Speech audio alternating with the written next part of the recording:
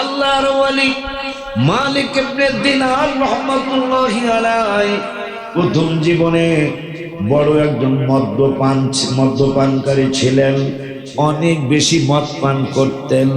কিন্তু তার ছোট্ট একটা মেয়ে বাচ্চা, সে বুঝতো যে মদ পান করা ভালো না।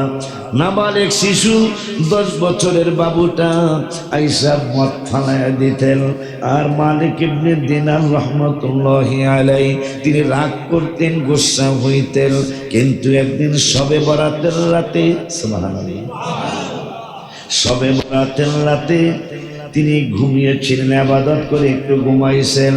ঘুমানোর পরে স্বপ্নে দেখতেছেন কিয়ামত হয়ে গেছে। কিয়ামতের ময়দানে সে জান্নাত জাহান্নাম কোনটা যাবে তিনি জানেন না। কিন্তু কিয়ামতের ময়দানে তার একটা অজগর সাপ দৌড়াইতেছে। অজগর সাপ তারে দৌড়ায়, তিনি অজগরের সামনে সামনে দৌড়ায়। অজগর যেন তারে কোন রকমের দংশন করতে না পারে, আক্রমণ করতে না পারে। হঠাৎ করে এমন একটা জায়গায় তিনি গেলেন, যেই জায়গাটায় দুর্বল একজন মুসল্লি, একবারে দুর্বল, স্বাস্থ্য মাস্তো ভালো না, বোঝায় যায় রুগী রুগী ভাব। এই রুগী রুগী ভাব মুসল্লিটার কাছে গিয়ে বলল, হুজুর আমার একটু সাহায্য করুন, আমাকে একটু সাহায্য করুন, আমাকে অজগর সাপ দৌড়াইতেছে। সবে বরাতের রাতের ঘটনা। অজগর সাপ আমারই দৌড়াইতেছে, আমাকে একটু হেল্প করুন, হেল্প মি। আয় হায় মুরব্বিদিকে বলতেছেন, বাবা আমি তোমার হেল্প করার মতো ক্ষমতা রাখি না, তবে মুসলমানদের এই যে পাহাড় দেখতেছো, রূপার পাহাড়, এই পাহাড়ের মধ্যে মুসলমানদের গচ্ছিত সম্পদ আছে। এই জায়গায় তুমি যাও, তোমার যদি কোনো সম্পদ থাকে তাইলে তোমার এই সম্পদ তোমাকে সাহায্য করবে। সুবহানাল্লাহ। মালিক ইবনে দিনার রাহমাতুল্লাহি আলাইহি তিনি পাহাড়ে গেলেন, পাহাড়ে গেলেন। যাওয়ার পরে ফেরেশতারা বললেন, যিনি দারোগা, যিনি দারোয়ান, তিনি বলেন এই দরজা খুলে দাও, হয়তো ওনার কোন গচ্ছিত সম্পদ এখানে আছে। ওই যে যেই মেয়ে বাবুটা তার মদ ফালাইয়া দিত, এই মেয়ে বাবুটা কিছুদিন পরে মারা গেছিলেন। এই মেয়ে বাবুটা বাবার হাত ধরে ফেললেন, বাবার হাত ধরে এখন অজগরের সামনে যায়। অজগর এখন দৌড়ায়, সুবহানাল্লাহ বলে না। অজগর আর সামনে আসে না, কারণ মেয়ে বাবুটা মদ ফালাইয়া দিছিলেন নাবালিগ অবস্থায়। আল্লাহ তারে নিয়ে গেছেন। ওই আল্লাহর বান্দিকে রব্বুল আলামিন নিজের করে নিয়ে নিয়ামতি বান্দি হিসাবে আল্লাহ কবুল করেছেন। যখন বাবার হাত ধরছে 10 বছরের বাবুটা, অজগরটা এক নজর দেখে দৌড় মারছে। এখন মুরব্বির কাছে আইসা বলল, মুরব্বি অজগরটাই কে? আপনি কে? আমার মেয়েকে তো আমি চিনেছি। মুরব্বি ডেকে বলল, বাবা আমি হইলাম তোমার আমল, আর অজগরটা হলো তোমার বদ আমল। তুমি যে গুনাহ করেছিলা ওইটা হইল অজগর, আর আমার যাই সামান্য কিছু করতে পারি তোমার ওই নেক আমল। কিন্তু আমি অনেক দুর্বল হওয়ার কারণে আমি তোমাকে হেল্প করতে পারতেছি না, আমি তো তোমাকে সাহায্য করতে পারতেছি না। এই জন্য তোমার গচ্ছিত সম্পদের কাছে পাঠাইলাম। তাহলে ছোট্ট ছোট্ট ছেলে মেয়েরা আমাদেরকে কিয়ামতের ময়দানে হেল্প করবে। সুবহানাল্লাহ কয় না? সেই হেল্প করার রাত্র, হেল্প করার মতো অর্জন করার জন্যই এই লাইলাতুল বরাত আল্লাহ দান করছেন, লাইলাতুল কদর দান করছেন। নিয়ামত পাওয়ার জন্যই আল্লাহ সুবহানাহু ওয়া তাআলা এই বিশেষ বিশেষ রাত্রগুলি আমাদের জন্য দান করেছেন। আমি এত বেশি আশ্চর্য হয়েছি, যারা লাইলাতুল বরাতে এই মাসে একটা রোজা রাখবে তারা ইউসুফ আলাইহিস সালামের সাথে জান্নাতে থাকবে। জানি না আমাদের কপালে আরো কত দুর্গতি আছে। মুসলমান কত সম্মানের জাত, এই মুসলমান কত ইজ্জতওয়ালা জাত, কত সম্মানওয়ালা জাত। আমরা আমাদের জন্যই আল্লাহ জান্নাত তৈরি করেছেন, আমাদের জন্যই আল্লাহ জান্নাতের আলা দরজা দান করবেন, আমাদের জন্যই জান্নাতের নিয়ামত, মুসলমানদের জন্যই জান্নাতের যত নিয়ামতি জিনিস আমাদের জন্যই। কিন্তু আজকে সেই মুসলমান পৃথিবীর জমিনে শুধু অবহেলিত নয়, শুধু নিষ্পেষিত নয়, শুধু দীক্ষিত নয়, এই মুসলমান প্রত্যেকটা ক্ষেত্রে আমাদের মতো মনে হয় অসহায় জাতি আরো আছে কিনা সন্দেহ। কেন জানে? এই মুসলমানদের ইবাদত নেই। আপনাদেরটা বাদ, আমাদের আলেমদের ইবাদত নেই। আপনাদেরটা বাদ দিলাম। ইলম শিখে কেন? মানুষদেরকে কোরআনের দাওয়াত দিবে, হাদিসের দাওয়াত দিবে, নামাজের দাওয়াত দিবে। এইটাই মনে হয় প্রত্যেকটা বাবা মার উদ্দেশ্য। আমার ছেলে আমার জানাজার নামাজটা পড়বে, আমার জন্য আমার ছেলে মোনাজাত করবে, আমার কবরের পাশে গিয়ে সে একটু জিয়ারত করবে। অথচ যারা পড়াচ্ছেন তারাও ইবাদতি না। যারা পড়ে, ওস্তাদ যেহেতু ইবাদত করে না, ছাত্র কি ইবাদত করবে? যদিও গতকালকে আমি অনেক খুশি হয়েছি, গত রাত্রে আমি অনেক খুশি হয়েছি।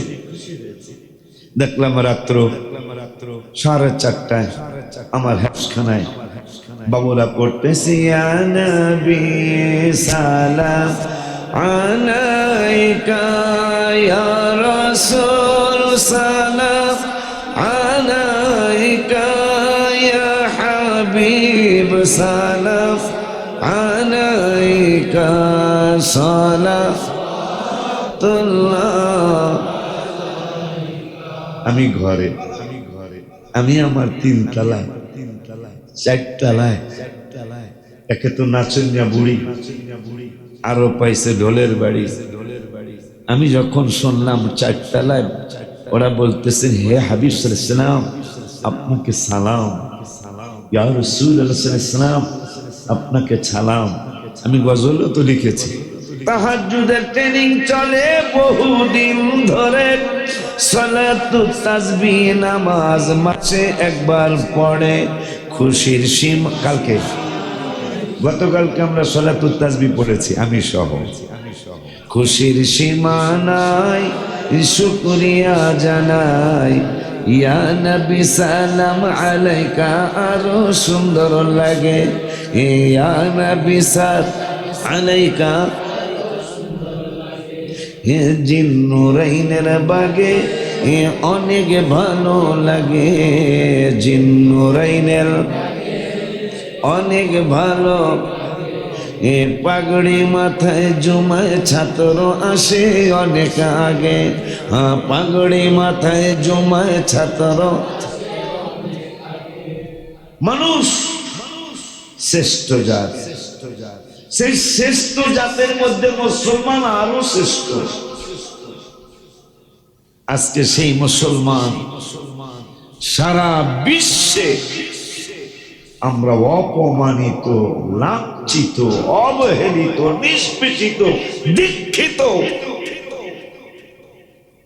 আমাদের কোনো মূল্যায়ন নাই পৃথিবীর জন্য। অথচ আমাদেরকে কর দেওয়া ছাড়া আমেরিকা চলতে পারে না, আমাদেরকে কর দেওয়া ছাড়া লন্ডন চলতে পারে নাই। মুসলমানদেরকে কর দিতে হয়েছিল পৃথিবীতে চলতে। ওই পর্যন্তই মুসলমানদের ক্ষমতা ছিল।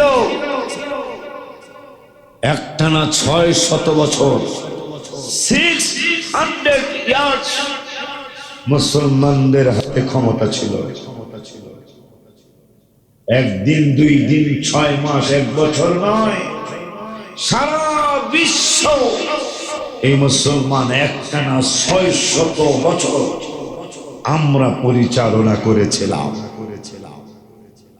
আমাদের নাম শুনলে থর থর করে কেঁপেছিল ইহুদি নাসারা খ্রিস্টানেরা। পৃথ্বীরাজের মতো মানুষ, অল্প সংখ্যক মুসলমান খাজা সাহেব হুজুর ইমানের দাওয়াত দিয়ে মুসলমান বানালেন। এক খাজা সাহেব হুজুরের ভয়ে পুরা ভারত কম্পমান ছিল। কেন? যে আমরা তীর মারলে ওনার গায়ে লাগে না, আর উনি তীর মারলে একটা মিস হয় না। আনা সাগরের পানি একটা পানির লোটার মধ্যে ঢুকিয়ে ফেলেছেন। কে তিনি? বলতেছেন উনি হলো রসুলের গোলাম, আতায়ে রসুল, খাজায়ে খাজেগান, হিন্দুস্তানের রাজা খাজা মুঈনুদ্দিন চিশতি আজমিরি সঞ্জরি রাদিয়াল্লাহু তাআলা।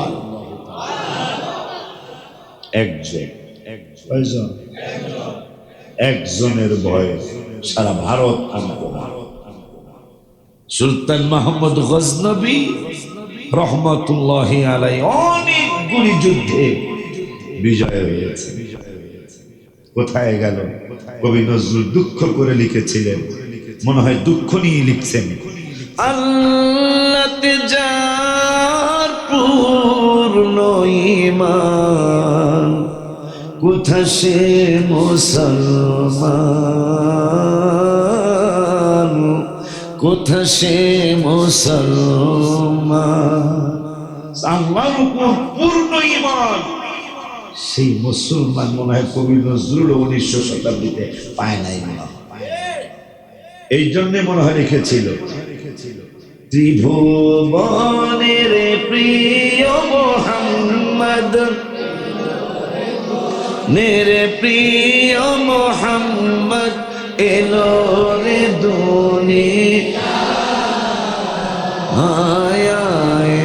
সাগর।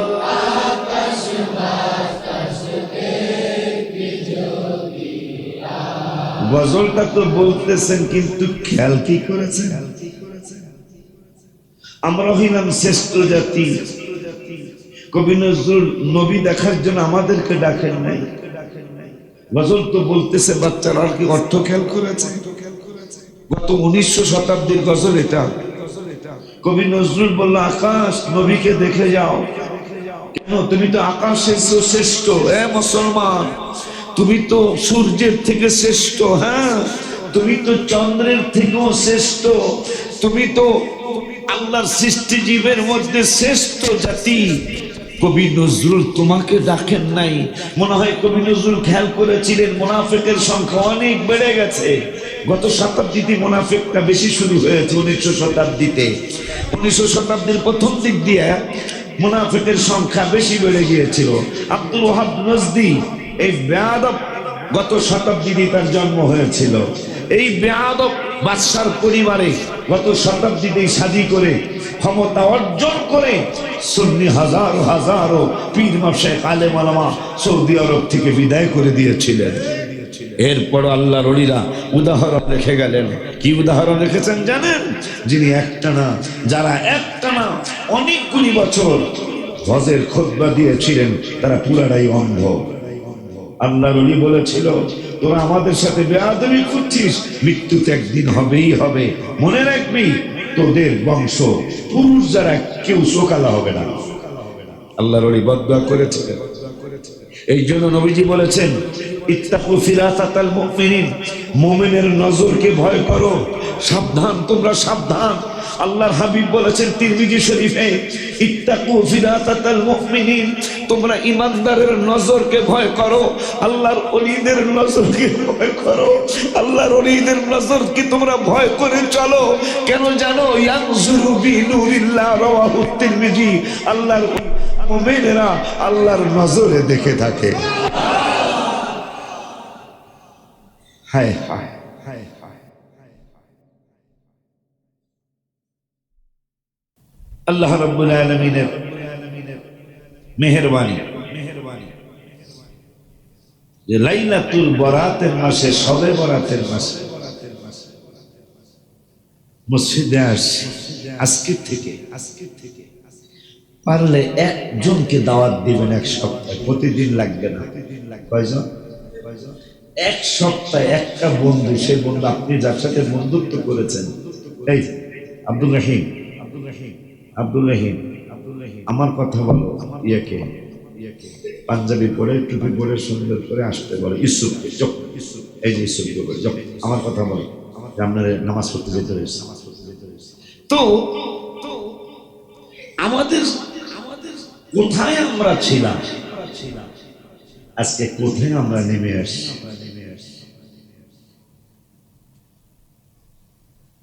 যদি বেশি লাগে না।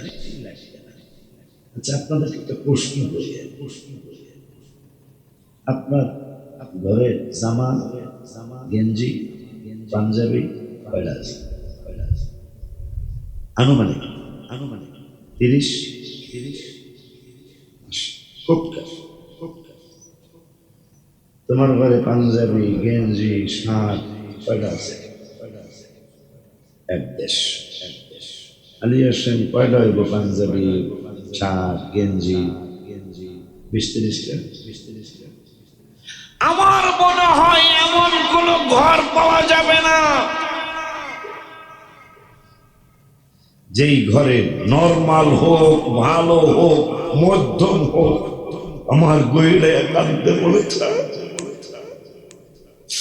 আমাদের তো ওদের সাথে মিজাল নেওয়া লাগবে না, ওদের সাথে অ্যাটেম বম নেওয়া লাগবে না, ওদের বিরুদ্ধে রাইফেল লাগবে না।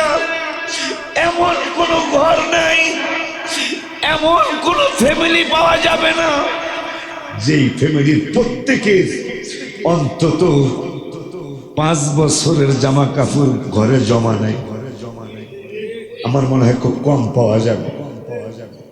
রিক্সা যেই বাবা চালায় তারও মনে হয় 4-5টা জামা গেঞ্জি লুঙ্গি আছে। আপনি সারা 60টা দেশ, 57টা দেশের মুসলমান, আপনি ঘোষণা করেন, সৌদি থেকে ঘোষণা আসুক, আমরা ইহুদি নাসারা খ্রিস্টানদের কাপড় কিনবো না।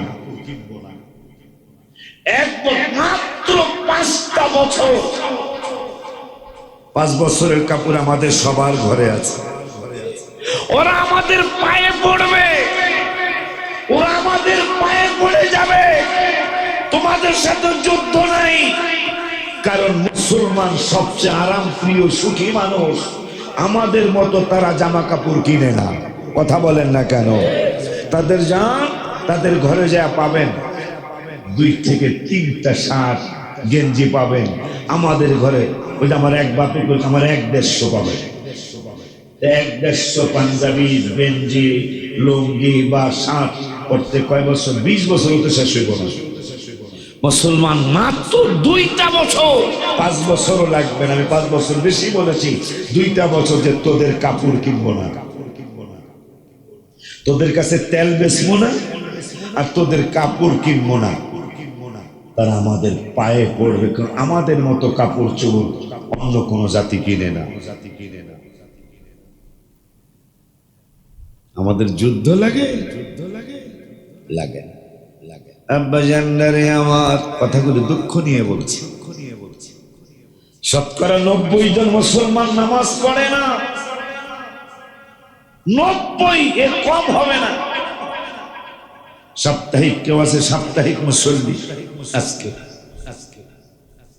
কেউ আছে বাৎসরিক মুসল্লি, ঈদের 2 ঈদে শুধু আসে। এদের জামা কাপড়ের হেডামটা বেশি। কথা না,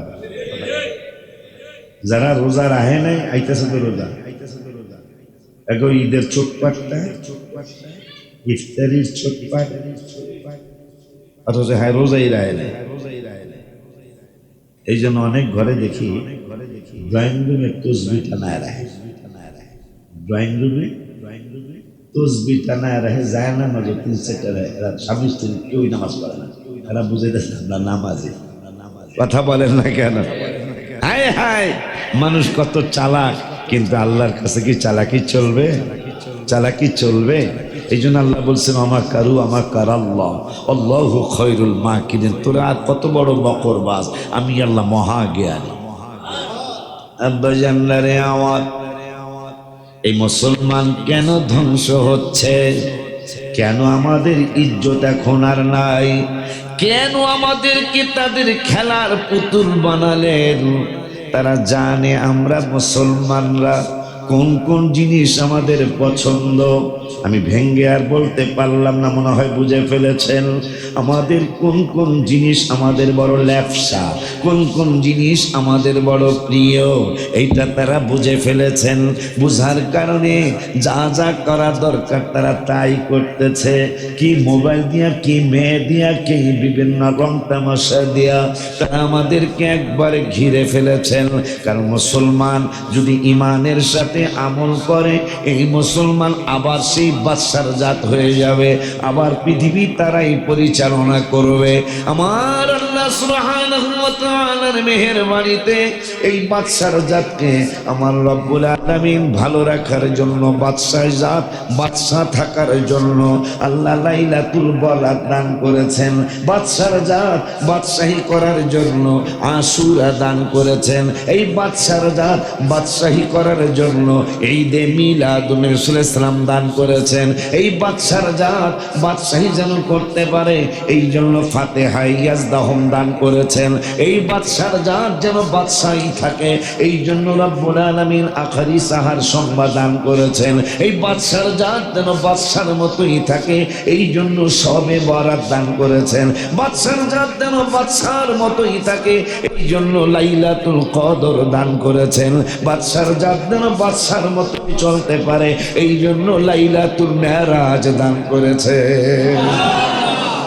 আব্বা জানলারে আমার অনেকগুলা ইবাদতের রাত্রির মধ্যে